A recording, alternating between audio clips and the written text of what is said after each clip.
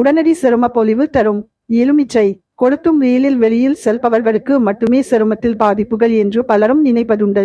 ஆனால் ஊரடங்கு காலத்தில் வீட்டிற்குள் இருந்தாலும் பல்வேறு காரணங்களால் சரும பாதிப்புகள் ஏற்படலாம்.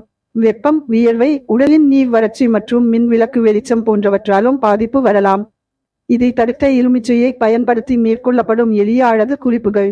எலுமிச்சை சாறுடன் தயிர் அல்லது முட்டையின் வெள்ளை கருவை கலந்து முகத்தில் தடவி 10 நிமிடங்கள் உலர்ந்த பின்னர் குளிர்ந்த நீரில் கழுவலாம்.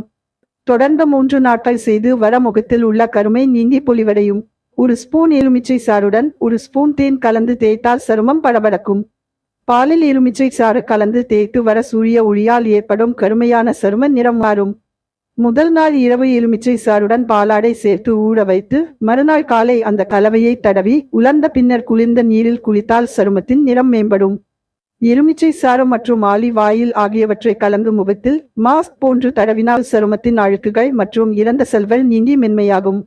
பால் பவுடரில் எலுமிச்சை சாறு மற்றும் தேன் கலந்து சில நிமிடங்கள் ஊற வைத்து முகத்தில் மாஸ்க் போன்று தடவலாம்.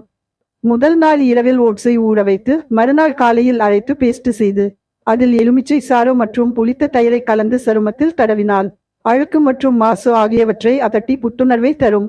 எலுமிச்சை தோலை நிழலில் உலர்த்தி பொடியாக்கி அதில் 1 ஸ்பூன் எடுத்து 1/4 ஸ்பூன் கிரீன் டீ இலை மற்றும் தேன் ஆகியவற்றை கலந்து பேஸ்ட் செய்து முகத்தில் தடவி 15 நிமிடங்கள் கழித்து குளிர்ந்த நீரில் முகத்தை கழுவலாம். அதனால் எண்ணெய் பிசுபிசுப்பு அகன்று முகம் குளிர்ச்சி பெறுவதால் முகப்பரு வராது. கடலை மாவு மற்றும் எலுமிச்சை பொடி ஆகியவற்றை சம அளவு எடுத்து சிறிதளவு நீருடன் கலந்து முகத்தில் பூசலாம்.